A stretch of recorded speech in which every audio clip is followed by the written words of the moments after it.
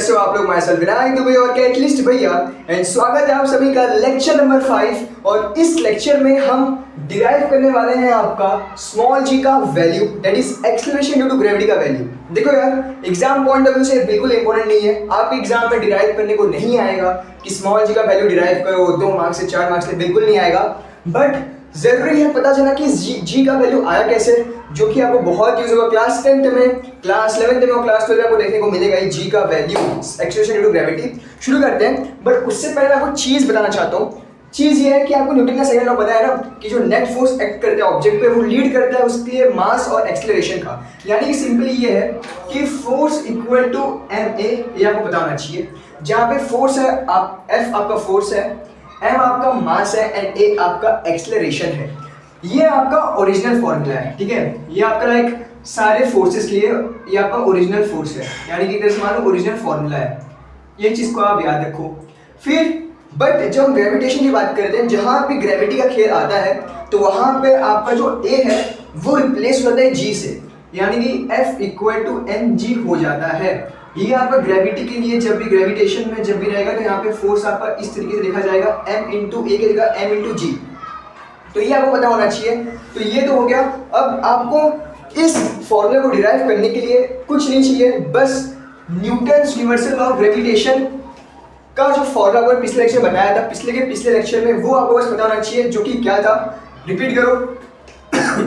वहां पे है F equal to ji m1, देखो ऐसे था small m into m1 m2 upon r square, ठीक है। ये आपको पता था। बट इसमें आपको एक चीज याद रखना है कि जो m है ये कैपिटल m है, वो अर्थ का मास है, स्मॉल m को दूसरा मास होगा। तो आपको ऐसे मान के चलना है कि F equal to g capital M small m upon r square. ये आपको पता है, बस इतना पता है, आगे कुछ नहीं करना है। नेक्स्ट स्टेप क्या रहेगा, मैं यहाँ पे इसका थोड़ा सा डिवाइड कर देता हूँ भैया, बांट देता हूँ ताकि स्पेस बन जाए। इतना हो गया। फिर हमें क्या पता था, हमें पता था कि वी नो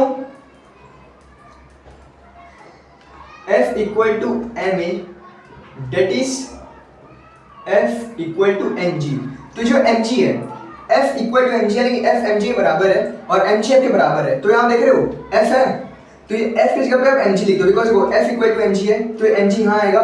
मैं तो बेसिक में डिराइव करके बताऊंगा ताकि हर बच्चे को फील आ जाए कि कैसे आया था।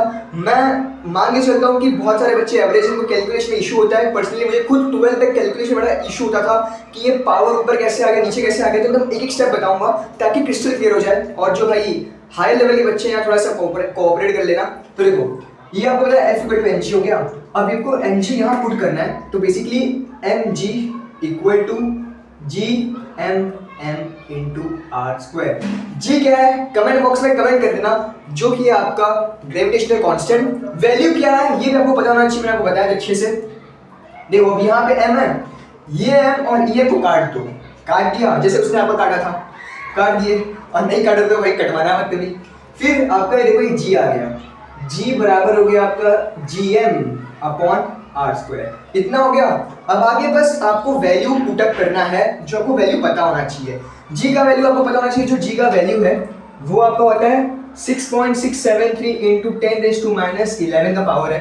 But calculation point of view से बस हम 6.67 लेंगे, ज़्यादा आगे नहीं जाएंगे। आगे जाकर तो और एक्यूरेट आएगा, बट कैलकुलेशन लेंदी होते जाएगा। तो g इक्वल टू 6.67 डाल दिए, ये आपको ग्रेविटेशनल कांस्टेंट का वैल्यू हो गया। क्या था 6.67 इंटू 10⁻⁻11। फिर m क्या है, m आपका है मास ऑफ द अर्थ, जो कि आपका 6 इंटू 10 की पावर 24। इतना हो गया, यस इतना हो गया। नेक्स्ट स्टेप क्या है, अब आर स्क्वायर। अब आर स्क्वायर ये है, ये आपका रेडियस है, ये जो r है आपका रेडियस है। तो आपको यहाँ बेसिकली क्या करना है, 6.4 इंटू 10 की पावर 6, इसका आपको पूरा कंप्लीटली स्क्वायर ले लेना है। ले लिए, इसके बाद आपको सिंपली क्या करना है, मल्टीप्लिकेशन करना है। बट मैं आपको और इजी करके बताता हूँ कैसे आप इसको, थोड़ा लेंथी होगा बट आपको फील आ जाएगा।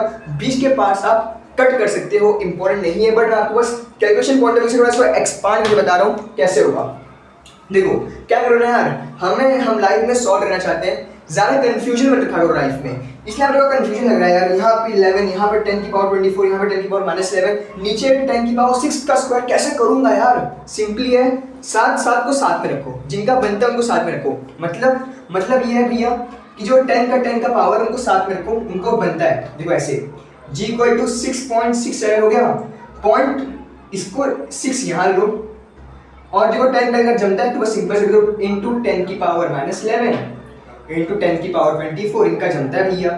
फिर नीचे आओ, देखो ये देखिए उसका होल स्क्वायर है। एक चीज याद रखना कि कभी भी ऐसा रहा 10 का मतलब यहाँ पे पावर कुछ है, पावर कुछ m और उसका होल स्क्वायर है, तो क्या करना है ना, सिंपली 10m इंटू n कर देना।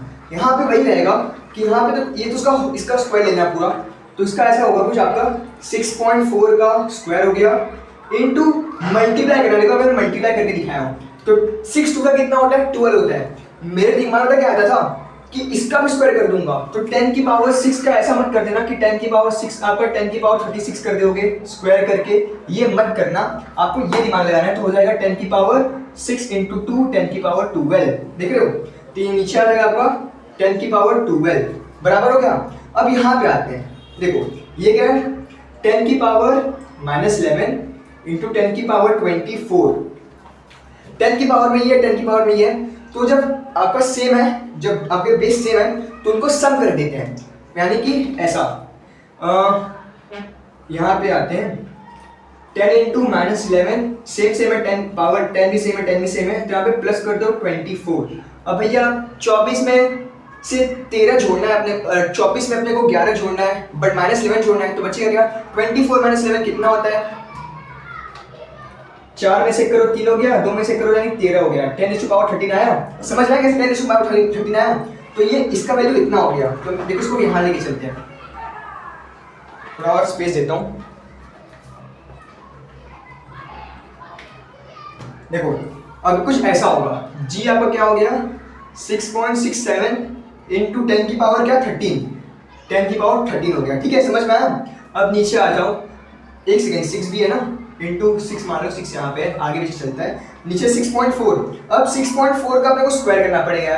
अब ये तो आपको बड़े आराम से आता होगा, 6.4 का स्क्वायर कर लोगे क्या, वो भी मैं आपको करके बताऊं, बता देता हूँ मैं बेसिक से, टाइम बचाना है। 6.4 इंटू 6.4 करना पड़ेगा, 6.4 इंटू 6.4, 4 4 16, 4 4 6 4 24 25, 6 4 24, 6 36 7 38 38 6 5 9 10 4 4 40, 2 आ गया पे 4, 40.96।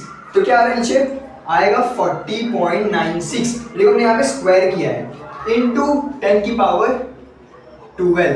अब यहाँ देखो 6.67 को भी 6 से मल्टीप्लाई कर दो, क्या करना है 6.67 को 6 से मल्टीप्लाई कर दो, 7 छक्का 42, 7 6 42, 6 6 36, 36 में 4 जोड़ दो 40 हो गया, 6 6 36, फिर 4 दो जोड़ दो 4 तो कह रहा हूँ, 6 6 36 प्लस 4 जोड़ दो 40 हो गया, 40.2 40, और देखो 2 का बाद गैप है, तो 2 के बाद देखो गैप है 40.02। तो क्या है आपका जी का वैल्यू क्या हो गया, मल्टीप्लाई करके 40.02 अपॉन 40.96।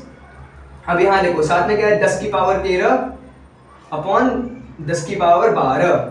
अब फिर वही बात, अब देखो 10 नीचे है, अब नीचे है तो उसको जब ऊपर लेके जाऊंगा, 10 की पावर जो 12 है वो आपका डिवीजन में ए और बी नीचे है, तब उसको जब ए के साथ बी को लेके जाना, नीचे को जब ऊपर लेके जाओगे तो माइनस लग जाएगा ऊपर, ठीक है। कैसा होगा a इंटू बी इनवर्स, ऐसा हो जाएगा आपका। तो सिंपली क्या होगा यहाँ पे होगा ऐसा कि 10⁻13 है, नीचे पॉजिटिव 12 है ना, इसको जब मैं ऊपर लेके जाऊंगा तो आपको हो जाएगा 10⁻−12।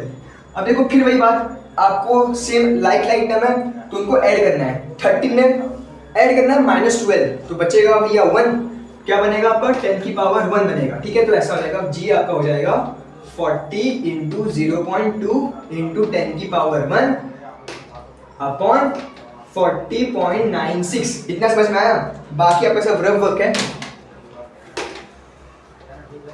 अब देखो, अब इसके बारे में सिंपली बस एक मिनट का और क्वेश्चन बचा आपका, 40.02 इंटू 10 की पावर 1 इंटू 40.96। अब आपको इसको डिवाइड करना है। अब देखो इतना बड़ा टर्म है तो आप यहाँ पे चाहो तो 100 से मल्टीप्लाई कर दो ऊपर नीचे, तो आपको यहाँ पे 4002 आ जाएगा, नीचे 4096 आ जाएगा, जो कि अपने को इतना कॉम्प्लेक्स नहीं जाना है, इतना लेंदी 10th में तो आपको नहीं मिलेगा इस टाइप के सम्स। चाहो तो जा सकते हो, बट बहुत लेंदी हो जाएगा, जो कि मैं नहीं चाहता, ऑलरेडी वीडियो लेंदी हो चुका है। तो हम टाइम बचाने के लिए आपको सिंपली कर सकते हो, आप अपने कैलकुलेटर में मोबाइल में लेना 40.02 डिवाइड बाय 40.96, जो आंसर आएगा उसको मल्टीप्लाई 10 की पावर 1 यानी कि 10 ही होगा। अगर 10 की पावर 2 रहता, मान लो 10 की पावर अगर 2 रहता, ये 10 की पावर 1 हो गया तो 10 हो गया, 10 की पावर 2 तो आपका 10 का स्क्वायर 100 हो जाता, समझो 10 की पावर 3 यानी कि आपका 1000 हो जाता। तो जो आंसर आएगा इनको डिवाइड करने के बाद उसको बस 10 से मल्टीप्लाई करना और आपको जो फाइनल आंसर आएगा वो आएगा आपका 9.77 मीटर पर सेकेंड स्क्वायर। एंड यही हो गया आपका एक्सेलरेशन ड्यू टू ग्रेविटी। और इसके आगे आई होप आपको एकदम अच्छे से क्लियर हो चुका होगा। आई होप वीडियो पसंद आया तो लाइक कर देना। एंड नेक्स्ट टॉपिक में बात करेंगे बहुत इसके और ज़्यादा इंपॉर्टेंट टॉपिक, जिससे आपको बोर्ड एग्जाम में क्वेश्चन देखने को मिलेगा ही मिलेगा, और नहीं भी मिलता है तो स्कूल के एग्जाम्स में आपको 100% क्वेश्चन देखने को मिलेगा, be it your test, be it your semester. तो make sure to definitely watch the next video. And that's for all from this video. See you soon in the next one. तब तक के tata bye bye. 15 epoxy pentane।